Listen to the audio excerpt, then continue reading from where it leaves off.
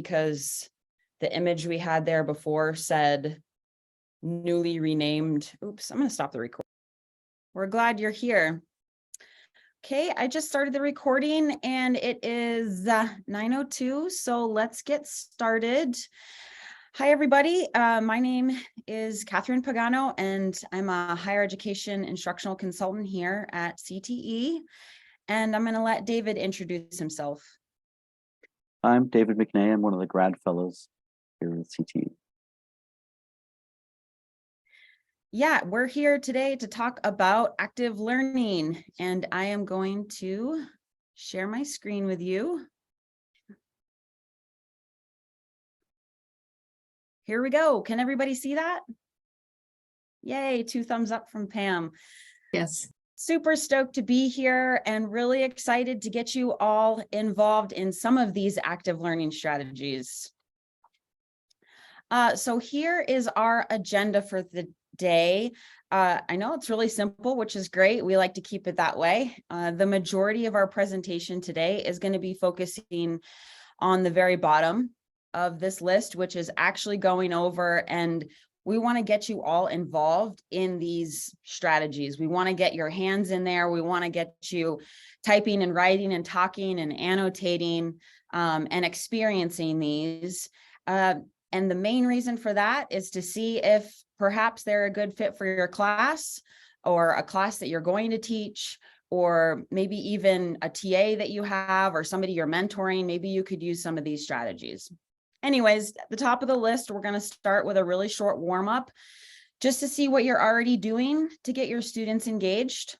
And then David is going to go over this sort of broad overview of engaged active learning, some concepts and what it means. And then we're going to dive into all those active learning strategies. Now, here's just a really short disclaimer. There are just endless amounts of active learning strategies out there. We picked a couple that we thought, were kind of cool and wanted to show to you, but there are just so many more. And at the end of this presentation, we want you to feel free to ask us questions or tell us about your class and maybe some strategies that you would like to start implementing. So the end goal for this is really to understand some basic concepts about active engaged learning, and to re-examine some of the things that you're already doing in your classes and maybe modify those or take those out or just try something new, right? Innovation is always really cool when we can implement it in our classes, even if it's just one little step at a time. And then of course, at the end, we want you to feel like you can ask us questions or connect with us and continue to brainstorm options for your classes. Okay. So let's start with a warm up. So getting our brains just thinking about this topic. We could also call it like a mental icebreaker. So what I want you to do is just take a minute, and I'm gonna keep on the time. So just take a minute to either think, grab a piece of paper, grab a Word document, and think about activities or assignments in your classes that really get students like going. Maybe it's talking, maybe they stand up, maybe they're walking around or moving around. And then after that minute, I want you to feel free to share in the chat, or also feel free to just unmute and tell us a little bit about that activity or assignment that really gets your students engaged.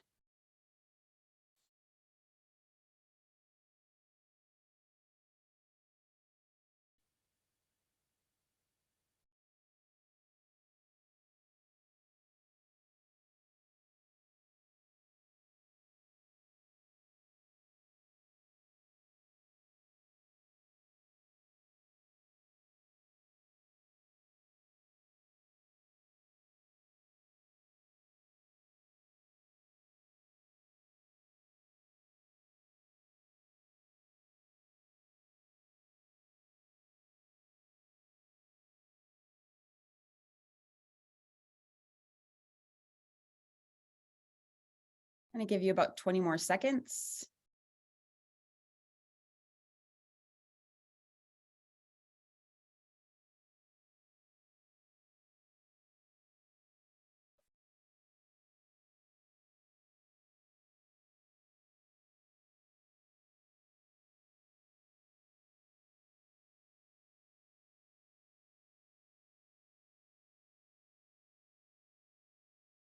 All right, feel free to share those in the chat or feel free to unmute.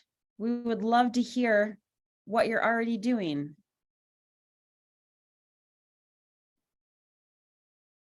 I could just share versus typing it in. So, Sure. so I work on a geriatrics and gerontology educational grant, and so most of our courses are continuing ed, but we do have some that are real time, and for the ones that are real time, we work with an interdisciplinary group of students, and they it's an opportunity for them to do an interprofessional education activity. And so we have sometimes we try to make the breakout groups about 8 to 10, students from multiple disciplines. Okay. And they are working with a mock case study. And it's to introduce the students to long-term care, including, nursing homes and home health and hospice. And so they have a mock case of a person being discharged from a hospital to a different care setting, and they have to come up with a care plan. And then they have to, there's a framework through the John A. Hartman Foundation where they called the 4 M's. And so they have to take into consideration that framework, which is basically like mind, mobility, medications, and what matters to the patient. And then they create the care plan as a group. And so that's kind of probably the most interactive activity that I have for any of the modules that I do. Yeah, and case studies are outstanding, absolutely outstanding for getting students engaged. I'm just going to check the chat really quickly. Let's see. Tally says pair and share activity for developing research questions and potential keywords. Yeah, so that brainstorming, right? Getting students to turn towards each other and share their thoughts. Bruce,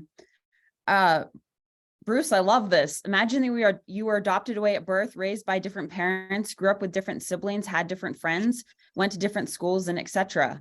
Would you be?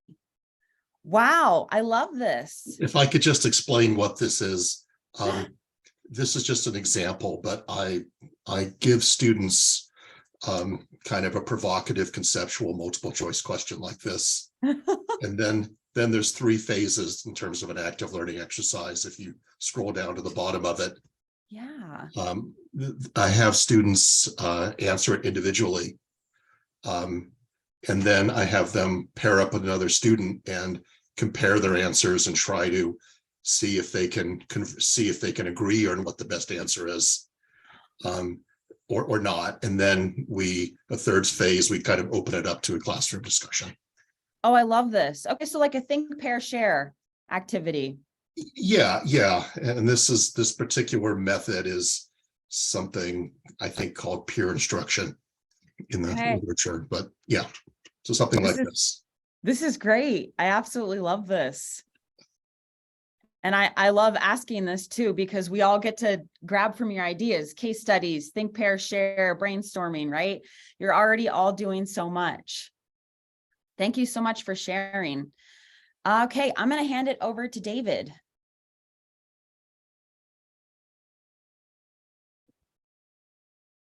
Okay. I have to figure out how to unmute. So I want to go over some of the broad concepts that we're talking about today. And these are rooted into how we learn and how we engage with learning.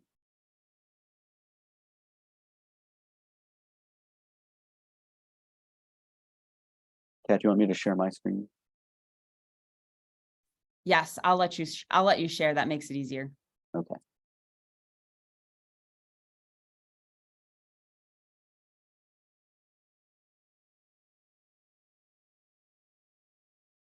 Okay. So part of this engaging learning is how we learn and how we have learned, since childhood. And I think there are a few keys to this. And one of it, we connect to what we've learned previously, and then we continue to build upon that. Um, we learn better when it's relevant to what we've learned before and what we're interested in and what we think we're going to need in the future. We learn by doing and practicing that repetition. And we learn by stopping and thinking about what we're doing. And back in the 60s, David Kolb introduced this learning cycle, which involves concrete experience or doing something and then reflecting upon that. And then taking that and abstracting it, applying it to other situations, and then doing it again, trying it again. If it looks like the scientific method, it's because it does. It looks a lot like the scientific method. It's very similar. And if you think about how you learn something and how you grow when in your learning, this is kind of how it happens in this cycle. But it's actually more of a tornado cycle where you are continually improving, you're continually reflecting and reapplying and re-hypothesizing and redoing and so it does look a little bit more like a tornado, perhaps a giant cycle. When it comes to active learning, what we're talking about today, from my background, this is all under a giant umbrella. And sometimes some of these terms are more narrowly defined, but I think that we want to define them a little bit more broadly. So active learning, we often narrowly define that as how do we improve discussions in the classroom, but it's really all of these techniques are much bigger than just improving discussion or improving engagement in the classroom. They can be much, much bigger. And so I could call this umbrella the active learning umbrella, but to be very clear that we're talking bigger than just that, I'm going to call it the engaged learning umbrella. It also involves the neuroscience of learning. How we engage people, engage students is through the neuroscience. And Ali Froelich is really our expert in this. So I would absolutely recommend going back and watching some of the videos on her active learning, the science of active learning. And this is all underneath this giant umbrella. And we also have experiential learning methods, which are sometimes very narrowly defined, but also could be like the name of the umbrella, depending on your background. And includes all kinds of things that are much more hands-on, much more interactive, much more complex, and much more involved in doing than just the passive lecturing or passive learning. Some of my favorites are project-based learning. You'll see these in course level. Like I think an engineering class where you're building a robot. That's a huge project that requires lots of things going on, and it takes most of a semester.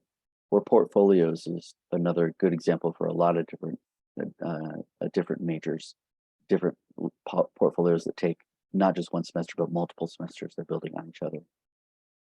And then we're going to talk about some of these down at the bottom, simulations and case studies. I think are sometimes part of that. And then we can even expand this engaged learning to include internships. How do I choose what activity out of all of the many, many activities that are active? Well, it starts with creating this environment where students can learn well. And this includes inclusive community that you've been building all semester. We're going to include it because it's an important piece, a foundational piece to engaged in learning. But all of these activities should be rooted directly in your learning objectives. What is the learning objective that I want to focus on for this activity? And that can be course level for some of the bigger, more complex, like projects or problems sometimes. And it could be your day level, like what are we going to do in class today? How am I going to make that interactive? And I just want to keep in mind that some of these activities, some of these more complex activities especially, accomplish multiple objectives. And once I have my objective in mind, then I'm going to try and pick the activity that fits best. You may have seen this chart before. We've used this before, but we have from very simple to very complex active learning tools or techniques. It can be as simple as like a minute paper. We've talked about that one. quite a bit. We're all big fans, or I'm a big fan of the Think, Pair, Share. And it's not super complex and can be done very quickly. And then things like case studies that are very popular, a little bit more complex. Hopefully, if you have the opportunity to see a really good interactive lecture, I saw one last week that was really, really good. Role playing, simulations, all these are a little bit more complex, take a little bit more time, and accomplish often more objectives. And up towards the top, you're going to have the problem-based, project-based learning as well. As you can imagine, some of these fit certain learning objectives and some just don't. If it's too simple, it may not fit the learning objective for a bigger learning objective. If it's more complex, it maybe fits different learning objectives better than others. So what we wanted for you to do is take a minute or two and think about some of your learning objectives, some of the things that you want your students to learn in your class. Is there a learning objective that fits? There's an activity that fits, or is there an activity that just doesn't fit? So let's take a few minutes and maybe put those in the chat. Take about 1 minute to think and then 1 minute to answer. Or 30 seconds to answer, I guess.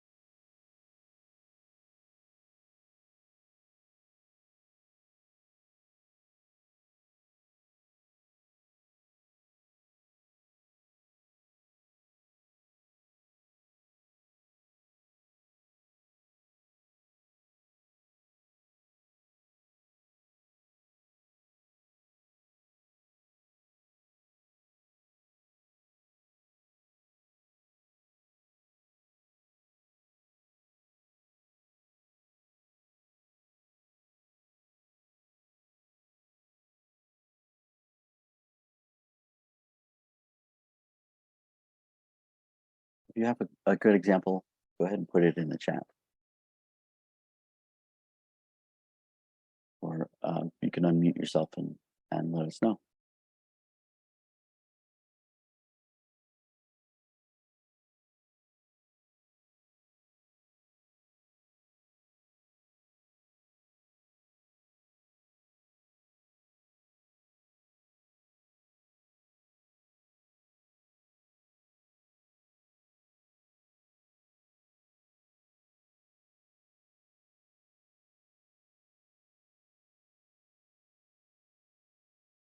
Well, since there's nothing in there, I'm gonna kind of pull back. I think it was Jacqueline's example of case studies that are a really good example of something that you're going to be doing in the future. You're going to be planning out the how are we helping our geriatric patient, and the case study is a really good example of working with others to plan that out and actually be doing it. And so that works really good for planning out the helping in recovery.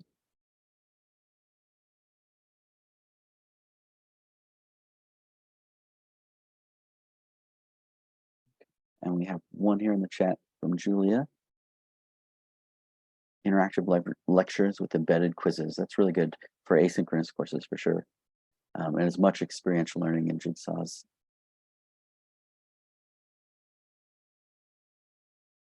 Yeah, case studies.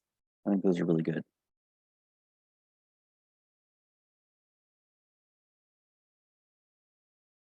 All right, well, let's go a little bit deeper into some of these key areas. If we start with connecting to prior knowledge, and one of the things that we're trying to do, as I mentioned, is we have students come in with some life experience. They know something already. And what we're trying to do is build upon that foundation and connect it to other things. When you look at the kind of net or network that our memory centers in our brain is, when you're trying to add new information, you're trying to connect it to as many things that are already there as possible. And in most cases, we need to find out, what do they know? They're also coming in with course prerequisites, perhaps. So they have prior information from the previous classes, and also what you've already talked about in the course so far. One of the ways I like to use to find out where students are is Kahoot. You probably have, you may have some experience with this, so we're not going to play a Kahoot right now because it does take a couple of minutes to set up and go through. But I like to use it for reading check-ins at the beginning of class. But I can also use this for, what do students know about this topic already? And one of the neat things about this is about Kahoot is that you can go in and see what people responded, and you can use this for grading if you need to, but also using it for information. What do I have there that I can build upon? Another way to connect to previous things is a couple of concept map tools. Sometimes it's pen and paper in class. We're going to take a quick look at Jamboard, although I know I've talked to some professors that use this in Moreau that they're very happy with, like in art. So I'm going to stop sharing this and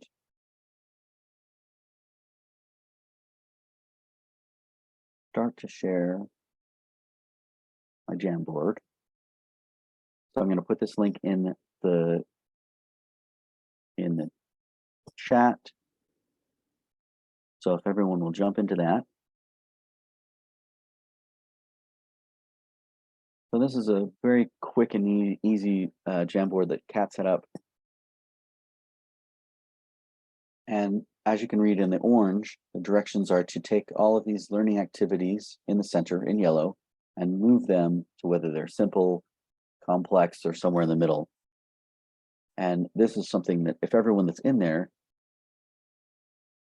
only has 50 users, that's good to know. But it is something that multiple users can use at the same time, as we're doing right now. So this is something you can take a look at. This is taking your prior knowledge of active learning and moving things into into this simple to complex spectrum.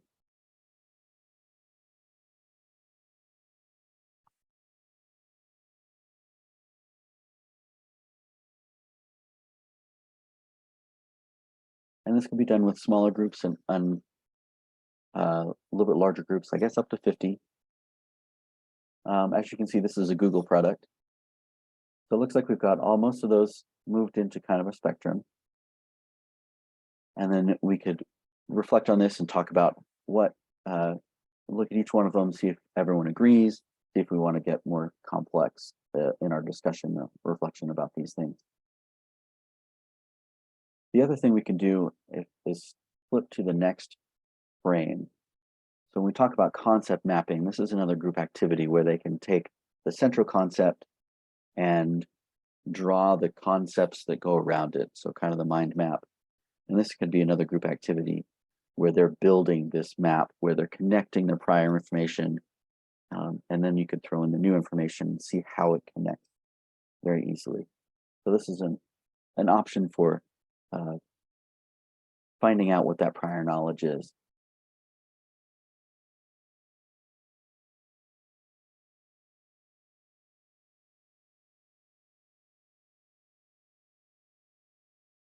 Let me start our slideshow again.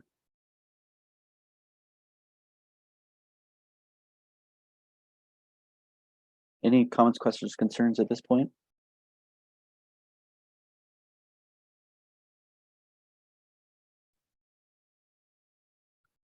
I had a question. Sure. Or just a comment. You know, I'm quite interested in evidence-based teaching practices. So it would just be useful to me when you presented different methods, if you would maybe comment on, the extent to which they're evidence-based or the extent to which they're intriguing ideas. Sure. I think a lot of my evidence comes from experience for some of these. And I think we're picking some that we've used in the past. As far as deeper evidence, I think I don't know to the extent at which some of them are researched in that same way.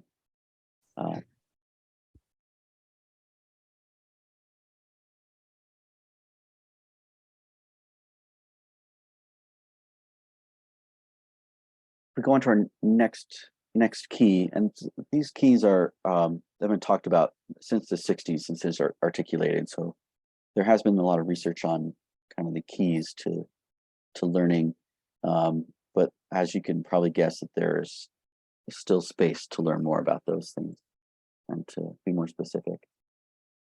And when I'm talking about relevance as our next key, there's kind of the past, present, and future to it. And all of these, I think, are going to engage the intrinsic motivation. And I kind of want to focus on how, especially college students, are worried about how is this relevant to my future career? And that should be one of the things that we are considering, and I'm sure that it is. And one of the things that we are considering is social emotional learning, and how are we starting to collaborate more. And obviously a lot of these active learning strategies build on that at some level. And Kat's going to talk about annotation on Zoom. So for maybe your HighFlex courses. Yeah. And David, if you just want to enable annotate for this, that'd be awesome. So feel free to just run at this and start labeling. I might be able to get to myself, but I love with either synchronous classes or if I'm doing an asynchronous class, recording myself and having a slide up and pausing, right? So if I'm asynchronous and I'm recording, I pause this and I let students know, hey, I want you to take 2 or 3 minutes and, either screen capture this or, take a picture of it, think about it, start to make labels. And I've worked with professors that do this in their science classes. This is especially helpful if you're teaching in the health sciences to put, for example, a picture of the human body or a certain system of the body and have students label it. So it's a great way to start getting them to apply knowledge that you've already either lectured on or exposed them to and have them actually start to do it. So what they're doing is they're stoking that retrieval process, right? And starting to label these things or call them out. Another way that I love to do this activity synchronously is have students get into groups and then start to label things. You could also do this with a Jamboard, right? If you have a very, very specific subject and you can't find maybe a diagram or something to help illustrate the material that you've delivered, you can create a Jamboard, or I love to use Canva, where I can actually create these images. I can create flow charts and etc. specifically for my class, and I have students kind of fill them out synchronously. So lots of fun. And as you keep playing with annotate, okay, we do have Earth. We know where we are. Mars.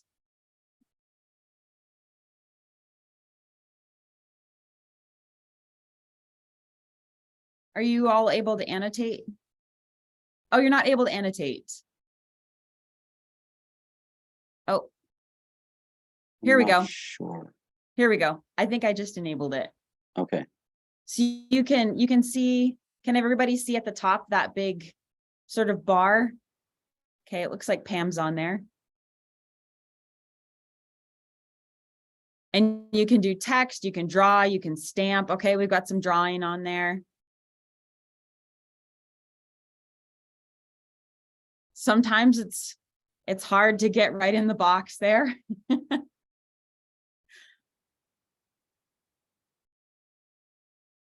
You can also use at the top there, you can see there's text. I do love the freehand though.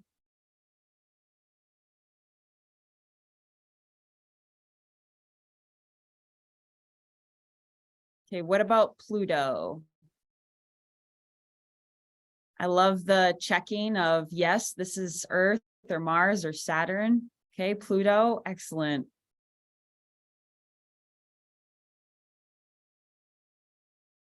Again, this is very, very simple, right? And I would have trouble doing this because I'm not well versed on all the planets. But you can see that this is just a great example of getting students involved in your screen, and it's really fun to give them some background knowledge and then give them this diagram where they can interact instead of, you know, maybe just having them type it out or pause and think, right? They get a visual and they can annotate.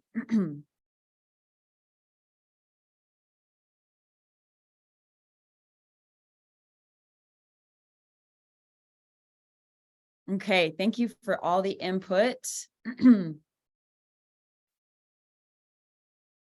I am going to, I'm going to clear this and we're going to move on. Any questions about this before we move on? About using the annotate feature? Okay. Is this something that's just built into Zoom now? Or is this some sort of plugin you have to get? No, this is built right into Zoom. So if you're hosting a Zoom meeting with your students, and I can show you at the end of this workshop, I can just like walk you right through how to enable the annotate feature. Excellent, thank you. Yeah, it's a little bit harder to see that when you're not the host. Yeah, great question. Okay. Okay, our next activity, which I think from what I heard, we already have some of you doing this. I love this diagram though, because it really expands on your ability to use Think, Pair, Share in your classes. A lot of the times when I've worked with instructors, they're a little bit siloed within their Think, Pair, Share activities. So for example, they'll just have students sit and think, right? Okay, so they come to class or we're over, you know, Zoom, we're just going to sit here and think. Okay, and then we're going to get them into pairs and they're just going to be in twos.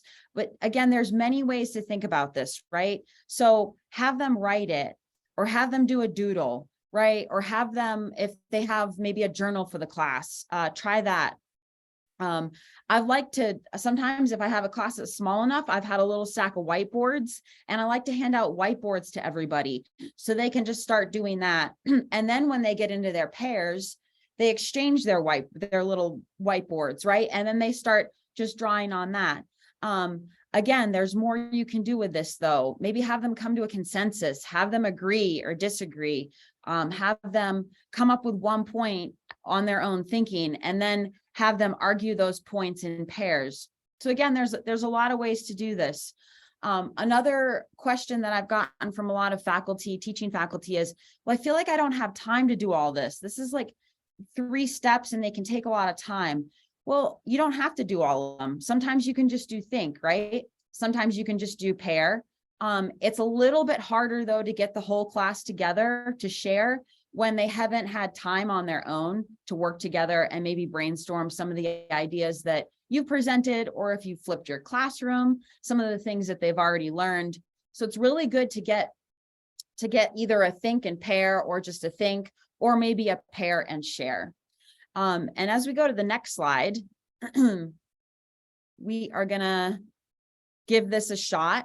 So from what we have gone over so far, it's pretty evident that implementing active learning can not only take time, but somebody put in the chat that, you know, it's hard to start to be innovative and not just go to like my go-to activities.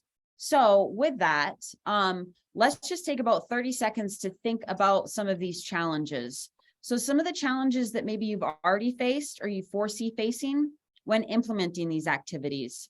So what is going to be hard about doing this for you specifically in your class? And again, feel free to drop that in the chat.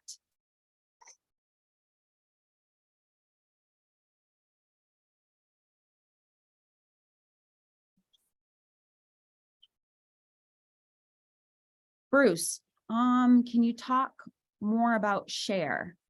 Yeah, I'll just say that the thinking and pairing is pretty straightforward. But in terms of how to reintegrate with the whole class, could appreciate some more guidance on that. Yeah, definitely. I love that you asked that. So what I love about sharing is that when you do have, especially really small groups, it's not that students get siloed in their ideas, but when you do have them come back collectively, I like them to stay in their groups and almost treat it as like a focus group. So I'll say, okay, group one, what did you think about so-and-so idea? And they'll chime in. And then what I love to do is say, okay, group one, it sounds like you've, thought about these three things. Now group two, what do you think about what group one thought? And this really gets the whole class to share their ideas collectively. Another one that I really like is having groups come up and put their ideas on a whiteboard. I hate to say chalkboard, but I've used chalkboards in the past 7 years, which is funny that we still have those. But I'll have students, I'll give them dry erase markers and I'll say, okay, now your group, come on up and share that. And then you can either have them present their ideas as they stand up there to the class and ask the class to take notes on that or reflect on that.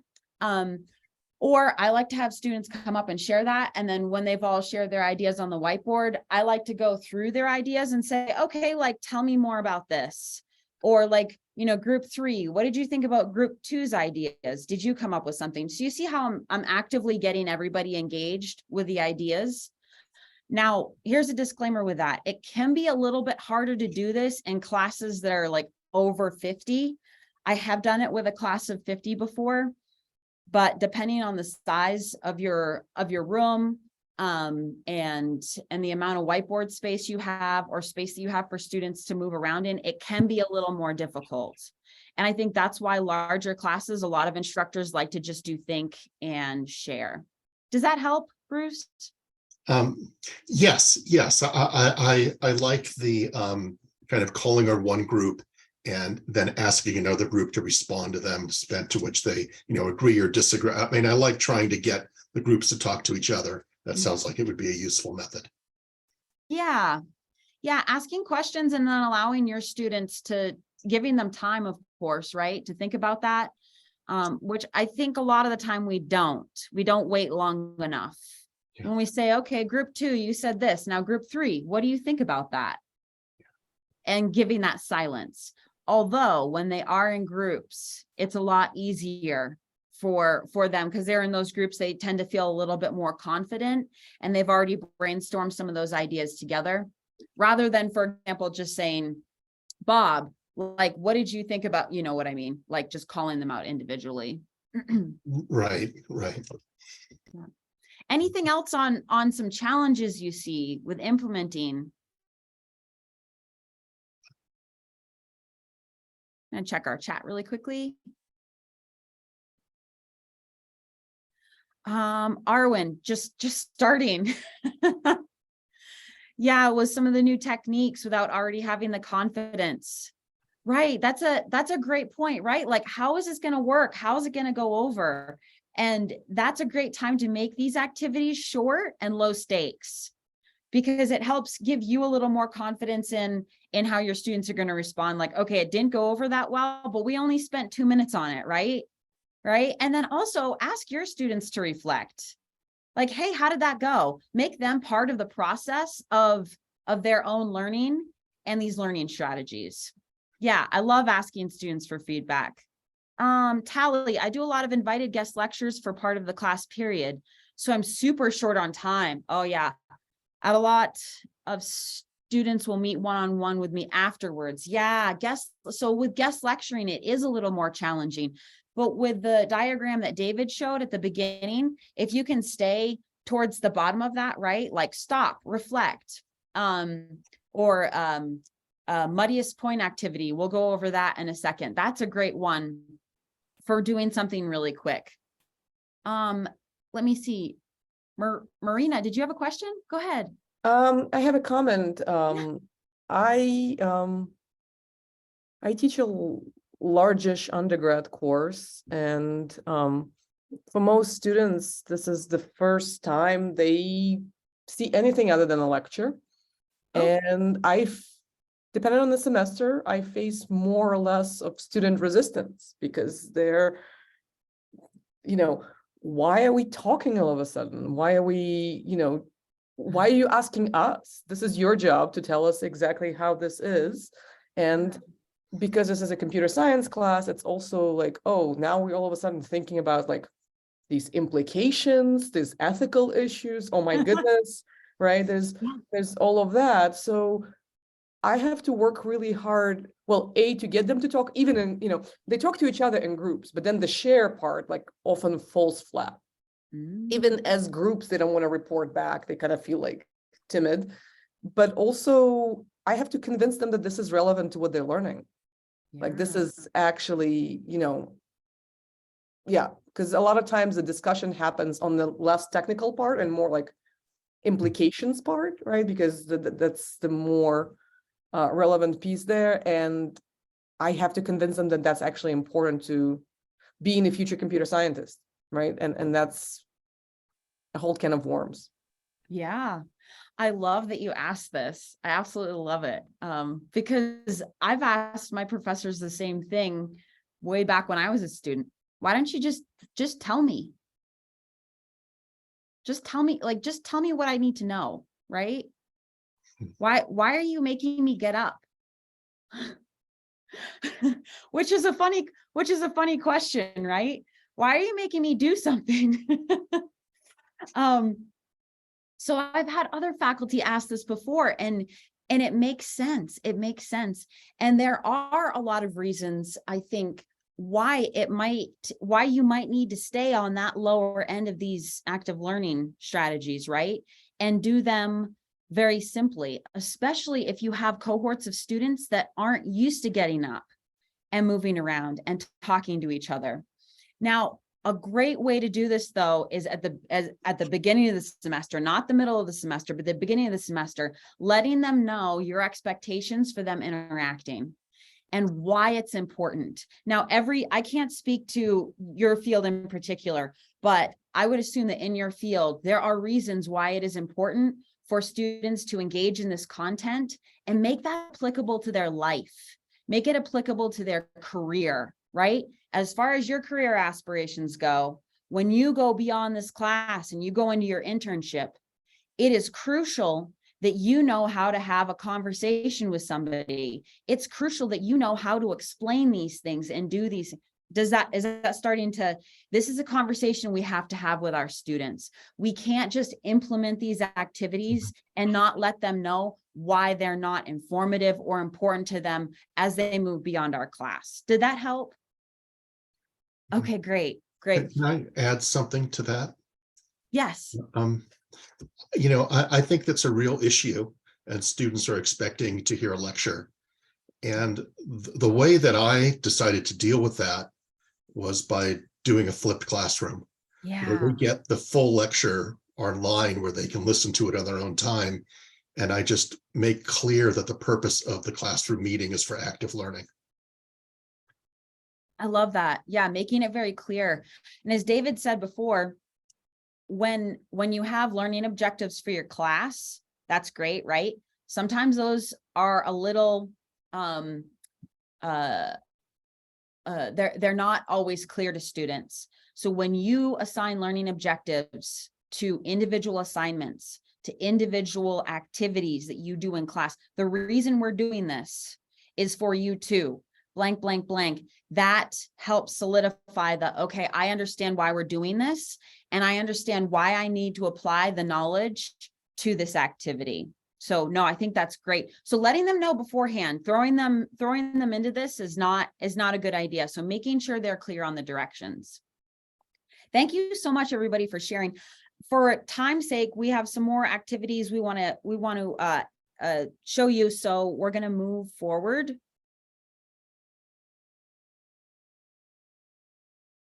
I think we were going to have everyone do a simulation, but I think we might not have time. We've had some really good questions, and I think, Maureen, I felt one of the last classes I taught over several semesters, like relevance. Why is this relevant to my future career? And as someone who knows that it is, it's sometimes hard to articulate that and get them to really buy into it. But we know that it is, and they just need to. We need to continually share that this is important. So keep going forward. I was part of a simulation several years ago in I was a TA for this undergrad class, and we had this socioeconomic simulation where students take on roles of different socioeconomic families, and they're kind of thrown together, and then they have to go out and pretend to be this family with different socioeconomic opportunities throughout the period of like a week. And it was designed to help them see that when we talk about, my field is leisure, recreation and leisure, that when we talk about, oh, it must be easy for people to engage in leisure, but depending on your socioeconomic status, it may or may not be as easy. And so it was very easy for, it was a great simulation to force students to personalize how the differences and the changes. And simulations can be really good for the individual learning, the personalization of that learning. So Kat put in a link to some fun simulations we found. There's about 5 different educational categories for those. And I don't think, if it's okay, Kat, I think we don't have time necessarily to have you all do those. We're going to have you break into groups and try a simulation and learn, find out what you learn. In my experience, simulations are a lot more on the complex level and take a lot more time, sometimes an entire class period. But the payoffs, it can hit multiple learning objectives, and the payoffs can be really, really strong for students to internalize, to actualize these.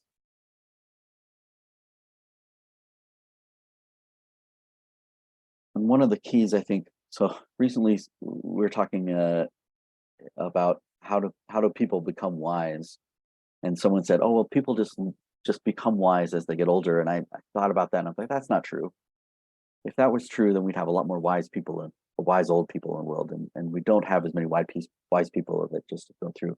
And I think reflection is the key to learning, to becoming wise.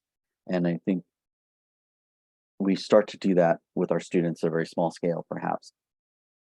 Here are some real simple examples for reflective writing. I think this is kind of the first simple steps.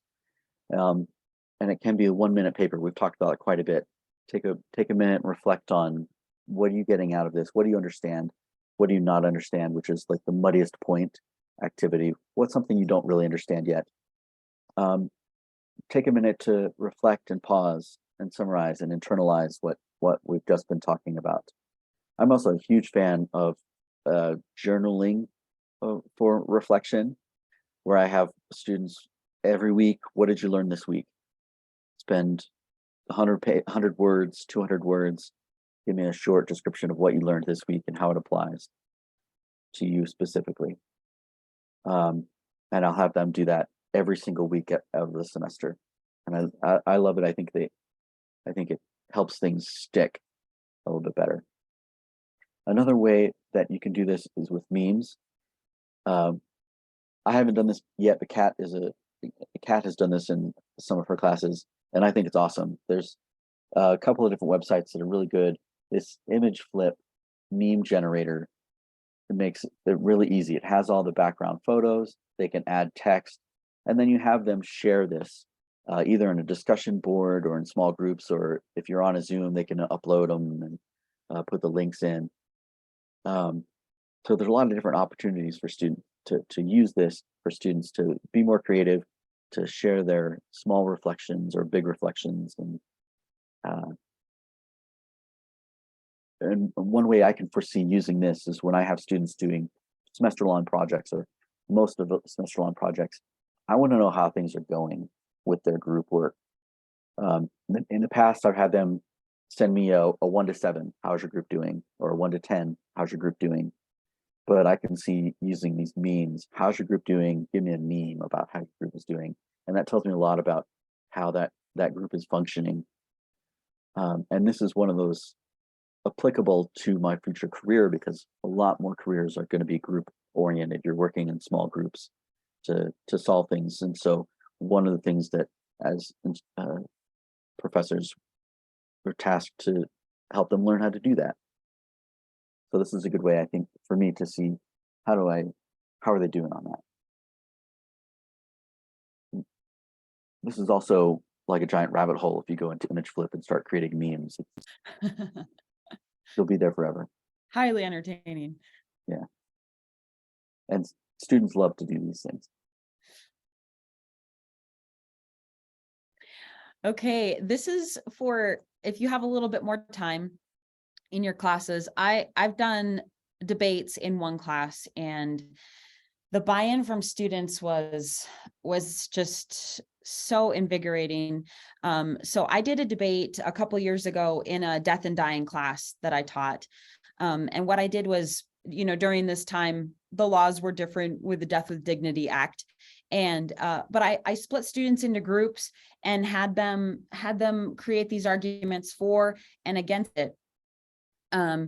And you can do this with small classes, you can do this with large classes, you can do this asynchronously too, by putting students in groups right on Canvas, or breakout rooms if you teach synchronously. I like to do it in class though. It was really a rewarding experience. And the basis of this is that you split, your class into these groups, right? And then you give them resources, right? You want to stoke them first. You don't want to just say, go find an argument that opposes this. You want to give them some resources. You want to give them some background knowledge. So for example, have a short lecture on it, have a short activity. So get their feet wet, then give them those resources, just a few again, to start them off, right? To get them like springboarded into each of their sides. And then maybe create an assignment. It could be written. For this one, I just like having them create an outline, and then with that outline, giving me reasons for their arguments, reasons for opposing or not opposing. And then, of course, citing their sources, right? Please find me 5 or 6 sources and tell me how you use these sources. Again, students just, wow. I mean, we spent 3 whole classes on this subject, on this debate, and I did really not that much. I created this assignment, and yes, at times I would step in during the debate, but overall, the student autonomy within this assignment is just, wow, it's mind-blowing. And something also that I really like about hosting bigger and higher stakes, active, engaged learning assignments and activities for students is that at the end of the semester, when I give my own sort of like, hey, how did you like this class? What did you think? These are the things that students walk away and they say, wow, I learned so much from this activity. Like it's one of the things that they mention the most out of all the other things that they learned in 16 weeks. They're like, this is what really hit me. This is what really struck me. And it's because they had to engage in the material more intimately rather than me just standing there, sitting there and passively sort of feeding them that material. So absolutely love debates. And if you have any questions about debates too, we can answer those at the end. Okay, we are at the end. You're right. It is 9:56. So great time. So good to see you all. We're going to stick around for the next 4 minutes to answer questions on anything that you have pertaining to the activities we went over, the warm-up, the agenda. And again, we're here for you. We do individual services, consulting, class observations, and etc. And feel free to get in touch with either me or David, or that is our info at CTE. You can get in touch with us there. And yes, there is a recording. You know what? I will post it again. I posted it at the beginning, but let me post it again.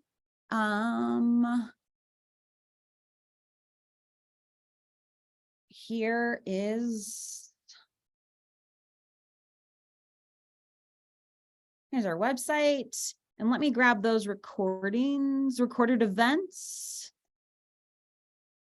Here are other recorded events.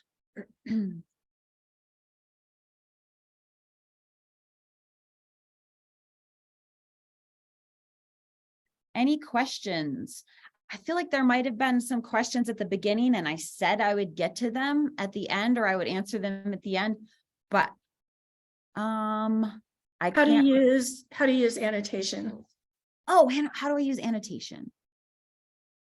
Yes. Ooh, excellent. Okay. Let me see. So I'm gonna, I can't, Marina, did you ask that? I can't remember. Okay. Let me just